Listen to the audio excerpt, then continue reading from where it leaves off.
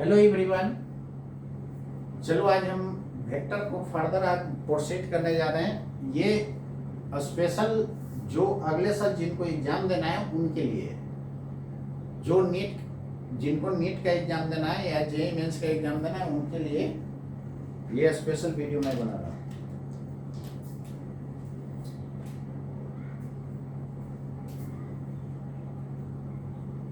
Last video lecture में आपको direction तक आपको समझा दिया गया था। फिर एक बार रिमाइंड कर दे रहा हूँ। फिजिकल क्वांटिटीज का मतलब जिसको मेजर कर सकते हैं। फिजिकल क्वांटिटी को मैंने फर्दर डिवाइड किया था 3 कैटेगरीज में। First of all vector and second is scalar quantity and third is tensor quantity.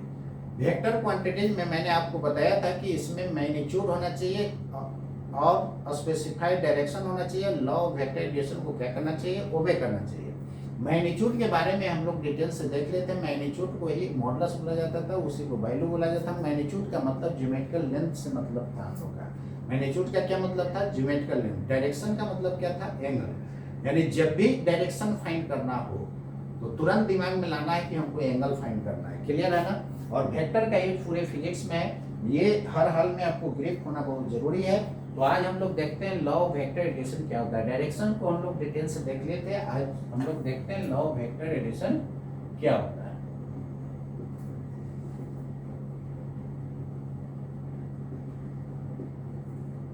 देखिए यहां से पढ़िए, वेक्टर के जोड़ने का रूल्स, यानी वेक्टर को कैसे जोड़ा जाए वो आपको मैं बताने जा रहा हूं। वेक्टर को जोड़ने के लिए क्या करना है कि सबसे पहले देखिए, वेक्टर का डायरेक्शन होता है टेल से हेड, होता है ना। किसी भी वेक्टर को दिखाने के लिए मैंने बताया था कि सबसे पहले स्ट्रेट लाइन और कहीं पर एरो। इसका ये हेड है, इसका ये टेल है। अब इसके हेड पर दूसरा वेक्टर को ड्रॉप करने के लिए मैंने बोला था वेक्टर को जोड़ने का रूल क्या है कि एक का हेड पर दूसरा का टेल, दूसरा के हेड पर तीसरा का टेल, तीसरा के हेड पर चौथा, जितना मन है उतना ड्रॉ कर सकते हैं। तो दूसरा के हेड पर तीसरा और तीसरा के हेड पर चौथा और चौथा के हेड पर पांचवा, जितना मन है उतना आप ड्रॉ कर सकते हैं। तो रिजल्टेंट हम लोग कहां से लेते हैं, फर्स्ट के टेल से लास्ट के हेड तक हम लोग रिजल्टेंट लेते हैं। क्लियर है ना। यानी रिजल्टेंट कहां से लिया जाएगा, फर्स्ट के टेल से लास्ट के हेड तक। This is a resultant, this is A vector, this is B vector, this is C vector, this is D vector, this is E vector. तो रिजल्टेंट का मतलब क्या होगा, एक लाइन में याद रखना है। कहीं भी फिजिक्स में रिजल्टेंट डिमांड करता है आंख बंद करके सबको जोड़ देना है। तो यहाँ पर रिजल्टेंट का मतलब क्या, सम याद कर देना है, सब को क्या कर देना है, जोड़ देना है। क्लियर है ना। अब मान लेते हैं कि ऐसा वेक्टर है, एक वेक्टर ये है, इसके हेड पर दूसरा, दूसरा के हेड पर तीसरा, तीसरा के हेड पर चौथा, चौथा के हेड पर पांचवा, जितना मैंने उतना ड्रॉ कर दीजिए। रिजल्टेंट कहां से लेंगे, फर्स्ट के टेल से लास्ट के तक, ये रिजल्टेंट हो गया। This is A1 vector, this is A2 vector, this is A3 vector, this is A4 vector. तो रिजल्टेंट बोला जाए मतलब क्या, आंख बंद करके सबको क्या कर देना है, जोड़ देना है, वेक्टर सम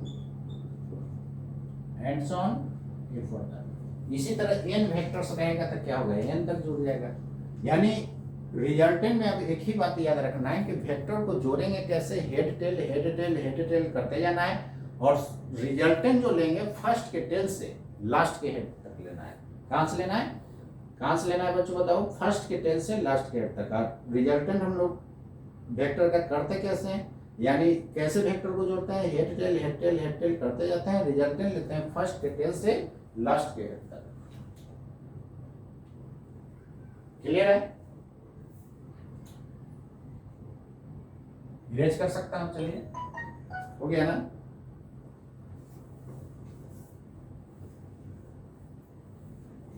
जिन स्टूडेंट को नेक्स्ट ईयर एग्जाम देना है नीट और आईआईटी का, वो जरूर वीडियो को देखें। और आईआईटी एडवांस के लिए एक अलग यूरोडॉप का डिस्कशन हम करता हूं, इसलिए एडवांस वाले यूरोडॉप का क्वेश्चन जरूर देख लीजिएगा। और एडवांस में अच्छा रैंक लाना है तो आई यूरोडॉप बनाना बहुत जरूरी है, और साथ में SC वर्मा। चलिए नेक्स्ट देखिए, मेरा क्वेश्चन जरूर बनाइएगा। जैसे मान लेते हैं इस टाइप का है, एक वेक्टर ये है, इसके हेड पर दूसरा। रिजल्टेंट कहां से लीजिएगा, फर्स्ट के टेल से लास्ट के हेड तक। ये देखिए तो कैसा बन रहा है, ट्रायंगल दिख रहा है ना, रिजल्टेंट का मतलब सम, इसलिए इसको triangle law of vector addition बोला जाता है। क्या बोला जाता है? Triangle law of vector addition. Clear है? एक वेक्टर ये है, ये दूसरा वेक्टर है, अब ये दोनों को जोड़ना है तो रिजल्टेंट ये हो जाएगा क्या? नहीं, वेक्टर को कभी भी हेड हेड या टेल टेल नहीं जोड़ा जा सकता। जब भी हम लोग वेक्टर को जोड़ते हैं तो एक का हेड पर दूसरे का टेल रखना होगा। तो देखिए इधर जितना लंबाई इसका है उतना लंबाई यहाँ लाइन ड्रॉ कर दीजिए, कर दिए। और पैरेलल लाइन का डायरेक्शन क्या होता है? सेम होता है। जैसे मान लीजिए कि हमको जाना है वेस्ट की तरफ, तो वेस्ट में जा रहा है, उस बच्चे को वेस्ट जाना होगा तो यहाँ आएगा दौड़ करके, नहीं यहाँ वेस्ट रखा हुआ नहीं है, इस लाइन के क्या जाना होगा? पैरेलल जाना होगा। तो पैरेलल लाइन होगा तो डायरेक्शन क्या हो जाएगा? सेम। तो जितना लंबाई इसका है उतना ही लंबाई इसका। मैग्नीट्यूड का मतलब बताए थे लेंथ, कहीं पर एरो दे देंगे तो ये क्या हो जाएगा? डायरेक्शन। मैग्नीट्यूड एंड डायरेक्शन क्या हो जाएगा? वेक्टर। तो देखिए तो वेक्टर को पैरेलल शिफ्ट किया जा सकता है। अब ये दोनों वेक्टर बराबर हो जाएगा। इस वेक्टर को भी पैरेलल यहाँ पर शिफ्ट कर सकते हैं। तो याद रखना वेक्टर को उसके पैरेलल कहीं भी शिफ्ट किया जा सकता है। अब देखिए नीचे से जोड़िएगा तो रिजल्टेंट फर्स्ट का टेल लास्ट का हेड यही होगा ना, और रिजल्टेंट का मतलब क्या हो जाएगा? सम दोनों का। ऊपर से जोड़िएगा तो क्या हो जाएगा? b प्लस ए। तो आगे पीछे जोड़ने से क्या फर्क पड़ेगा? ये देखने से क्या लग रहा है? पैरेललोग्राम ना, इसलिए इसको हम लोग लॉ ऑफ पैरेललोग्राम, लॉ या लॉ ऑफ पैरेललोग्राम या parallelogram law of vector addition बोलते हैं। Parallelogram law of vector addition. Clear है? और इससे देखिए कितना वेक्टर जोड़ सकते हैं? दो, उससे भी दो ही, इससे थर्ड वेक्टर भी जोड़ सकते हैं, लेकिन कॉम्प्लिकेटेड हो जाएगा। कैसे से देखिए, एक वेक्टर ये, इसके हेड पर दूसरा, और दूसरा के हेड पर तीसरा यदि जोड़ना है तो पहले इसको रिजल्टेंट निकाल लीजिएगा। रिजल्टेंट का मतलब सम, ये दोनों को जोड़ दिए। तीसरा को जोड़ना है तो इसके हेड पर रखना होगा। अब देखिए रिजल्टेंट फर्स्ट के टेल से लास्ट के हेड तक, रिजल्टेंट का मतलब सम, सब को जोड़ देंगे। तो देखिए तो ये एक्स्ट्रा लाइन आ गया कि नहीं? लेकिन यही लॉ ऑफ पॉलीगन जो होता है, एक वेक्टर ये, इसके हेड पर दूसरा, दूसरा के हेड पर तीसरा, तीसरा के हेड पर चौथा, चौथा के हेड पर पांचवा, जितना मन है उतना ड्रॉ कर दीजिए। रिजल्टेंट कहाँ से हो जाएगा? फर्स्ट के टेल से लास्ट के हेड तक। इसमें देखिए तो ये A1 वेक्टर है, ये A2 है, ये A3 है, ये A4 है, ये A5 है। इसमें कितना साइड्स है? बहुत सारे साइड्स है ना, इसलिए इसको हम लोग लॉ ऑफ पॉलीगन बोलते हैं। क्या बोलते हैं? Law of polygon. पोली का मतलब होता है मेनी, गॉन मतलब होता है साइट्स। यानी इसमें देखिए बहुत सारा साइट्स है कि नहीं? बहुत सारा साइट्स है। यहाँ पे रिजल्टेंट लीजिएगा तो r बराबर A1 प्लस A2 प्लस ये कहाँ तक जोड़िएगा? Plus and so on A5, n तक रहेगा तो n तक जुटेगा। अब देखिए लॉ ऑफ पॉलीगन में जो है जितना मन है उतना वेक्टर जोड़ सकते हैं, लेकिन इससे भी जोड़ सकते हैं, लेकिन कॉम्प्लिकेटेड हो जाता है। इससे भी जोड़ सकते हैं, इससे तो और कॉम्प्लिकेटेड हो जाएगा। क्लियर है ना? इसलिए लॉ ऑफ पॉलीगन पढ़ना बहुत जरूरी है, और उसी के हेल्प से हम लोग कितना भी वेक्टर्स रहेगा सबको हम लोग ऐड करते जाएंगे। पॉली का मतलब मेनी, और गॉन मतलब क्या होता है? साइड। इसमें बहुत सारा साइड्स है कि नहीं, इसलिए इसको बोला गया लॉ ऑफ पॉलीगन। और ये लॉ ऑफ ट्रायंगल और लॉ ऑफ पैरेललोग्राम, यानी triangle law of vector addition और parallelogram law of vector addition, इसी लॉ ऑफ पॉलीगन का क्या है? स्पेशल केस है। बात समझ गए? तो डेफिनेशन में लॉ ऑफ वेक्टर एडिशन ज्यादा अच्छा रहेगा लिखना, या पैरेललोग्राम लॉ लिखना ज्यादा अच्छा रहेगा? All are correct, but which is the best? Law of vector addition में सब आ गया, तो ये लिखना जरूरी होता है। ठीक है? यहाँ तक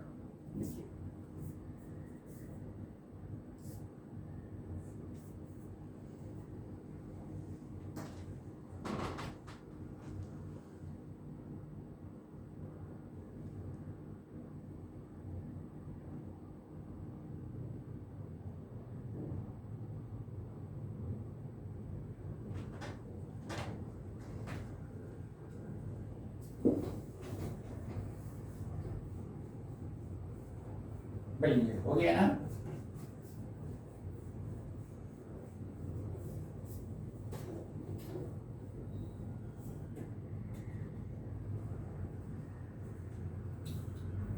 next point, angle between any two vectors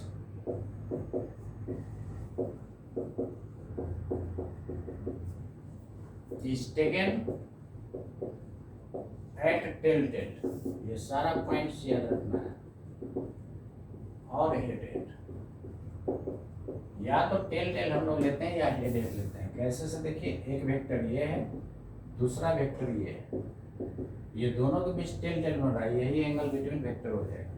और वेक्टर को पैरेलल शिफ्ट किया जा सकता है, क्लियर है ना, इसको भी पैरेलल यहाँ शिफ्ट किया जा सकता है। देखिए तो दोनों का हेड मैच किया तो निश्चित रूप से ये भी एंगल थीटा होगा। पैरेललोग्राम का आमने सामने वाला एंगल क्या होता है, सेम होता है। तो जो टेल एंगल है वही क्या है, हेड है। तो या तो आप टेल एंगल ले सकते हैं या हेड ले सकते हैं, क्लियर है ना। हेड टेल का भी एंगल नहीं लिया जाता है, बात समझ गए ना।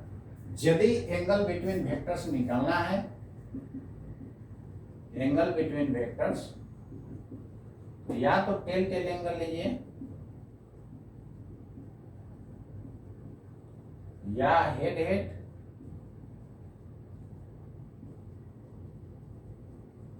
या 180 डिग्री में से हेड टेल एंगल को घटा दीजिए, वो आ जाएगा वेक्टर के बीच का एंगल, क्लियर है ना। नेक्स्ट पॉइंट, वेक्टर को पैरेलल शिफ्ट किया जा सकता है। एनी वेक्टर क्वांटिटी, ये जितना भी पॉइंट मेरा कोडिंग रहेगा सिंगल स्टार से 5 स्टार, जितना पर भी स्टार मारेंगे वो सब एग्जामिनेशन पॉइंट ऑफ व्यू के लिए वेरी वेरी इंपॉर्टेंट रहेगा। अब एग्जाम में जाइएगा तो देखिएगा मैक्सिमम उसी स्टार से आपका क्वेश्चन रहेगा, यानी लगेगा कि क्वेश्चन आउट हो गया, बात समझ गया ना। तो डिजिट टू डिजिट आउट नहीं होगा, लेकिन सिमिलर टाइप का क्वेश्चन पूछा जाएगा। अब ये नहीं कि हम 5 न्यूटन लिए तो वहाँ भी 5 न्यूटन, ऐसा कोई जरूरी नहीं है, लेकिन सिमिलर टाइप का क्वेश्चन रहेगा, डिजिट टू डिजिट नहीं लेकिन सिमिलर टाइप। अब एग्जाम में जाइएगा तो जितना भी स्टार मार रहा है सब उसी से आपको क्वेश्चन नीट और IIT JEE में मिलेगा। और एडवांस के लिए तो अलग से हम उसको करवाते हैं। Any vector quantity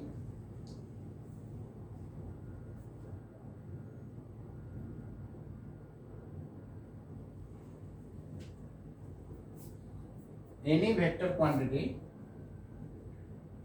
can be shifted, ये मेडिकल वालों को आया भी है पहले, shifted parallel to itself,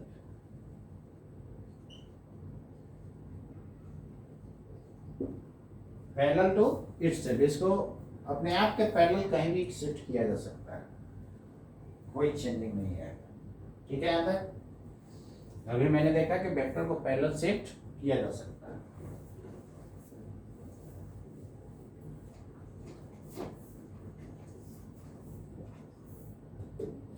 next point,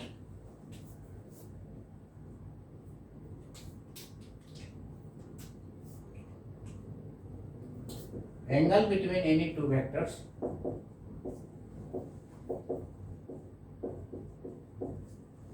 is taken as a smaller angle between the vectors.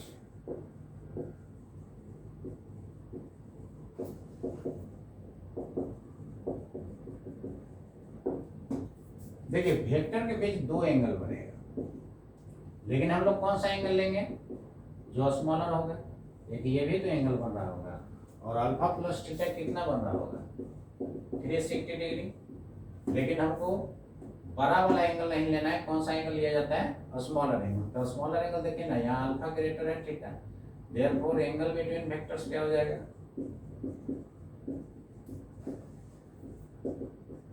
Theta हो जाएगा, क्लियर है ना।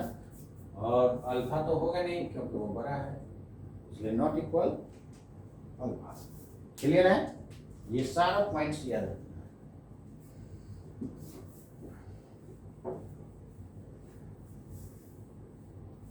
Angle between any two vectors 0 से 180 तक लाई करता है।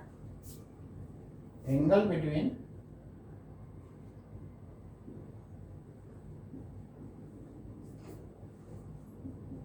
एनी टू वेक्टर्स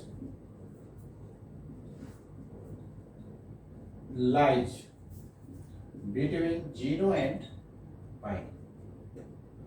ये एग्जाम में नीट का बहुत बार आया है, 3-4 बार रिपीट हुआ है, इसलिए एकदम मुंह पर होना चाहिए। बोले ना कि जितना हम स्टार मारते हैं सब मैक्सिमम उसी से क्वेश्चन आपका रहेगा। क्लियर है, सब लगेगा क्वेश्चन आउट हो गया, भले आप भूल गए होंगे तो आपसे नहीं बनेगा, लेकिन सब लगेगा कि सब पढ़ा हुआ है। इसको डिग्री में आप ऐसे भी लिख सकते हैं। क्लियर है, लिखिए। तो दो वेक्टर के बीच का एंगल कहां से कहां लाई करता है? 0 से 180 डिग्री। ये सारा पॉइंट्स याद रखना है।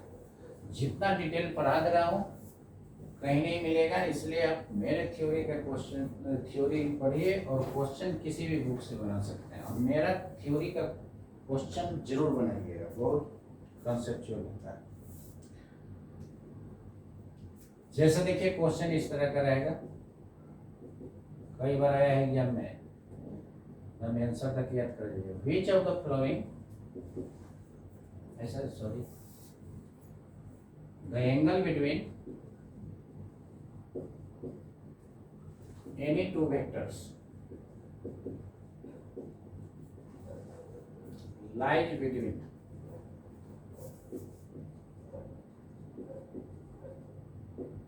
A में 0 and pi,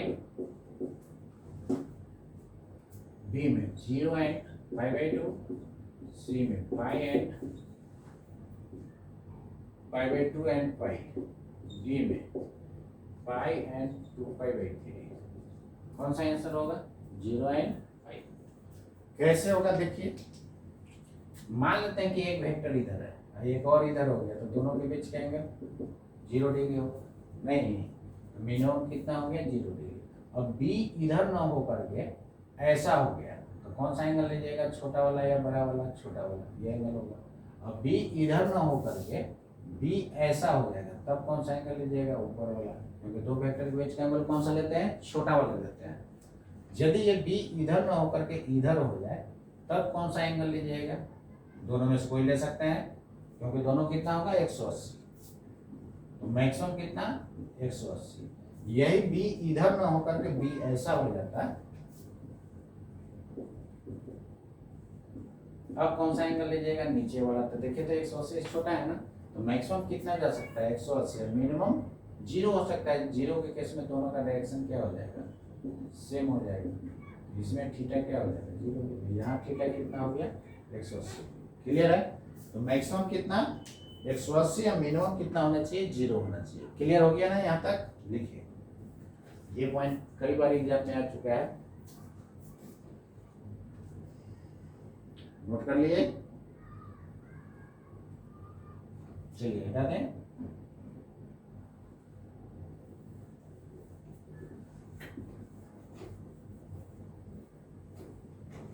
ऊपर हो चुका है ना? तो नीट निकालना और IIT निकालना बहुत आसान है, अब बस पढ़ने का जरूरत है। बढ़िया से पढ़िए। और फिजिक्स लोग हवा बना दिया कि नहीं समझ में आता है, नहीं समझ में आता है, इसमें जान ही नहीं है। आप इसको ढंग से पढ़िएगा ना, तो ये चुटकी में सारे क्वेश्चन पर बनाते चलिए। देखिए हम इरोडोप का भी सोल्यूशन किए हैं, आप देखिएगा वीडियो में। इरोडोप का लोग बहुत टफ टफ टफ बोलता है, उसको भी मैंने सोल्यूशन किया है। और वो जो है आपको IIT एडवांस के लिए बनाना बहुत जरूरी होता है। मेडिकल वाले उसको मत बनाइएगा, ठीक है ना, क्योंकि आपके लिए यूजलेस हो जाएगा।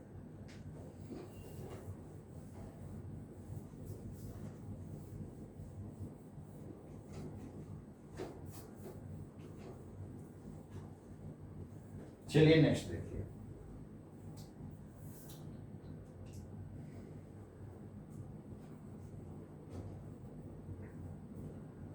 जैसे देखिए, मान करके चलिए एक क्वेश्चन इस तरह का, when a particle moves 3 metre due east,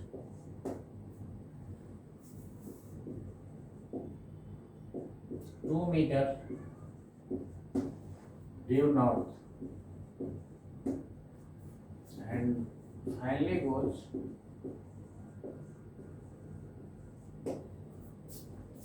metre या 2 metre due east can find net displacement of the particle. Net displacement particle का क्या होगा?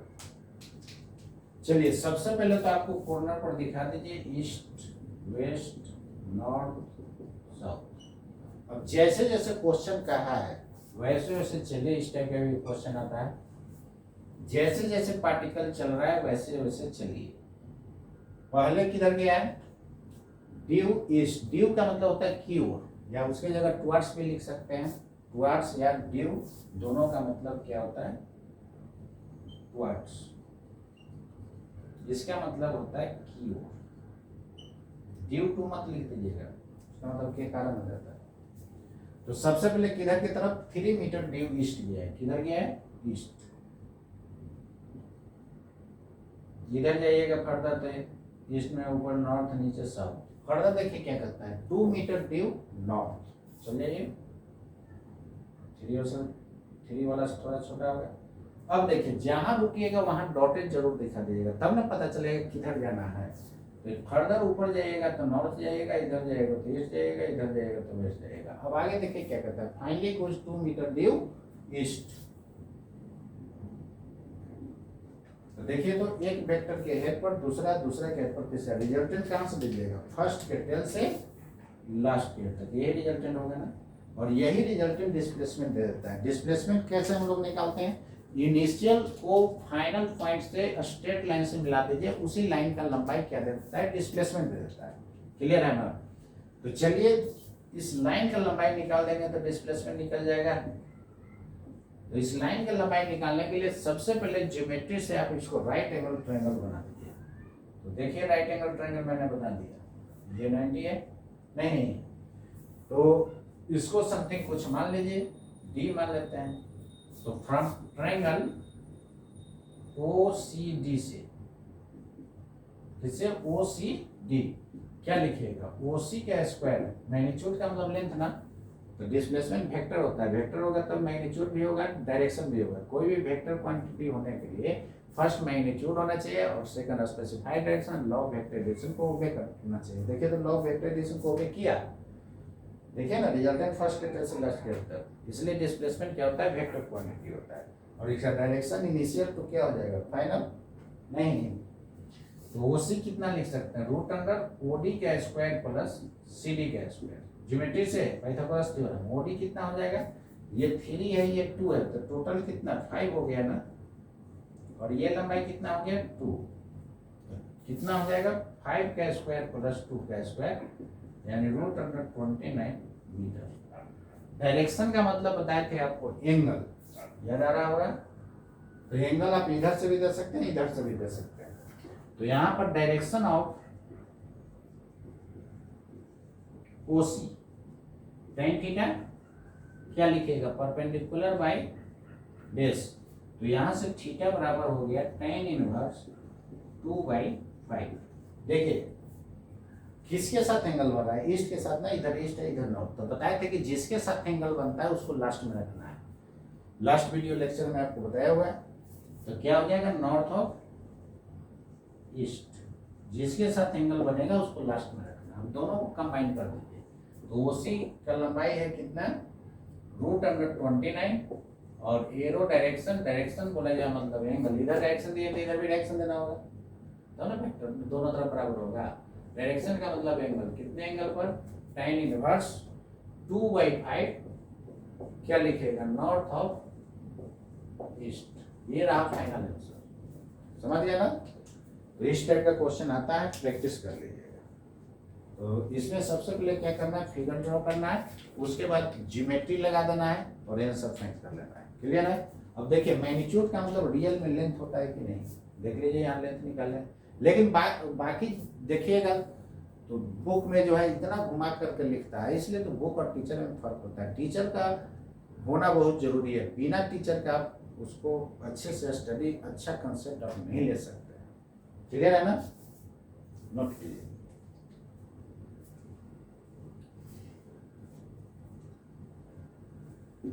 हो गया।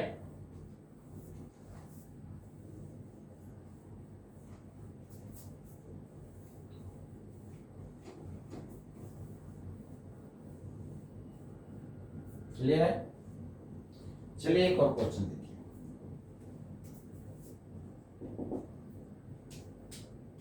ऐसा है, if a person moves 3 meter due south, 2 meter due east, 4 meter due west, and finally goes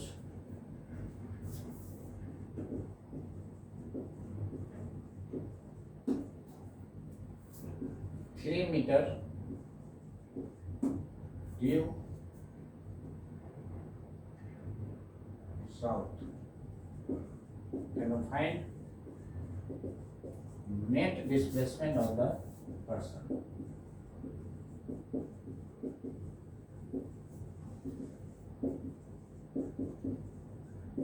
उस person का नेट डिस्प्लेसमेंट क्या होगा? मेरा क्वेश्चन प्रैक्टिस जरूर कीजिएगा, इसलिए थ्योरी कॉपी में आपको लिखवा दे रहा हूं।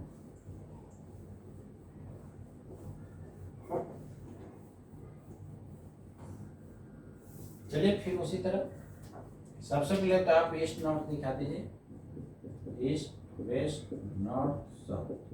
अब यहाँ पर फिगर में मत दिखाएगा ईस्ट नॉर्थ, फिर फिगर गंदा हो जाएगा, गंदा हो जाएगा तो फिर आपको बनाने में मजा आएगा नहीं। ये person moves 3 metre due south, पहले साउथ चले जाइए, चले गए। इसके बाद देखिए इधर जाइएगा तो ईस्ट, इधर जाइएगा तो वेस्ट, नीचे साउथ, ऊपर नॉर्थ। ये डॉटेड दिखाना जरूरी है, दिखा दीजिएगा तो आपको पता चलेगा, गलती होने का चांस नहीं रहेगा। फर्दर किधर जाना है ये पता रहेगा। क्या कहता है फर्दर? 2 मीटर ड्यू ईस्ट, यहाँ से 2 मीटर ईस्ट की तरफ जाइए। अब फर्दर इधर जाइएगा तो ईस्ट, ऊपर नॉर्थ, नीचे साउथ। फर्दर देखिए क्या कहता है, 4 मीटर ड्यू वेस्ट, तो यहाँ से 4 मीटर वेस्ट इधर ना जाइएगा। देखिए ये दो तो दो इधर चला गया होगा। अब फर्दर इधर जाइएगा तो वेस्ट, इधर नॉर्थ, इधर साउथ। फर्दर देखिए क्या कहता है, 3 मीटर ड्यू साउथ, चलिए ये 3 मीटर। अब देखिए रिजल्टेंट कहाँ से लेंगे? फर्स्ट के टेल से लास्ट के हेड तक। परसों क्या है ना, फर्स्ट के टेल से लास्ट के हेड तक वेक्टर को जोड़ते हैं, एक का हेड पे दूसरा का टेल, दूसरा के हेड पर तीसरा का टेल, और लास्ट में रिजल्टेंट हम लोग लेते हैं फर्स्ट के टेल से लास्ट के हेड तक। अगला स्टेप क्या बताए थे कि लेंथ निकालने के लिए सबसे पहले हम लोग राइट एंगल ट्रायंगल फॉर्म करते हैं। तो देखें ना, यही राइट एंगल ट्रायंगल फॉर्म कर दिए, क्लियर। तो ये टोटल लंबाई कितना हो जाएगा? ये है 2, ये भी 2 मीटर, और ये टोटल कितना हो जाएगा? ये है 3, ये भी 3, तो 6 हो जाएगा ना। बोलिए राइट एंगल ट्रायंगल बन गया। अब इसका लंबाई निकाल लीजिए, कर देना डायरेक्ट। तो OC बराबर देखिए इधर अंडर रूट बेस का स्क्वायर प्लस परपेंडिकुलर का स्क्वायर, कितना होगा? 36 4 40, यानी 2√10 मीटर। डायरेक्शन का मतलब एंगल, एंगल आप कोई भी ले सकते हैं। तो tan थीटा बराबर कितना हो जाएगा? 6/2, मतलब थीटा बराबर tan इनवर्स 3। और किसके साथ? इधर साउथ इधर वेस्ट। क्या लिखेगा? जिसके साथ एंगल उसको लास्ट में साउथ और वेस्ट। डायरेक्शन हो गया। डायरेक्शन आप ये भी दे सकते हैं। तो tan अल्फा के टर्म में क्या हो जाएगा? वो न्यूमेरिकल वैल्यू लग जाएगा, यानी कितना हो जाएगा? 1/3। कैसे से देखिए, tan अल्फा परपेंडिकुलर एंगल के सामने वाला परपेंडिकुलर होता है। तो tan अल्फा, अल्फा के लिए ये परपेंडिकुलर होगा, ये बेस होगा। तो tan अल्फा परपेंडिकुलर यानी 2/6। तो 2/6 कितना हो जाएगा? 1/3 आएगा। तो और मैं ऐसा भी डायरेक्शन लिख सकते हैं। तो अल्फा बराबर tan इनवर्स 1/3 क्या लिखिएगा? बोलिए, ईस्ट ऑफ साउथ। ये मैग्नीट्यूड, ये सॉरी ये डायरेक्शन, ये मैग्नीट्यूड दोनों कंबाइन करके लिख सकते हैं। तो OC बराबर 2√10 मीटर डायरेक्शन का मतलब एंगल चाहिए दे दीजिए, या वो दे दीजिए थीटा बराबर tan इनवर्स कितना 3, क्या लिखिएगा south of west, sorry west of south, south of west, जिसके साथ एंगल उसको लास्ट में। यहाँ पर देखिए अल्फा किसके साथ बना है, साउथ के साथ, तो वेस्ट ऑफ साउथ लिखा है, वेस्ट ऑफ साउथ, क्योंकि वेस्ट और साउथ के बीच में है, तो जिसके बीच में रहता है वही वहां पर लिखता है। समझ गया ना, ये रहा आपका फाइनल आंसर। ठीक है, तो नोट कीजिए इसको।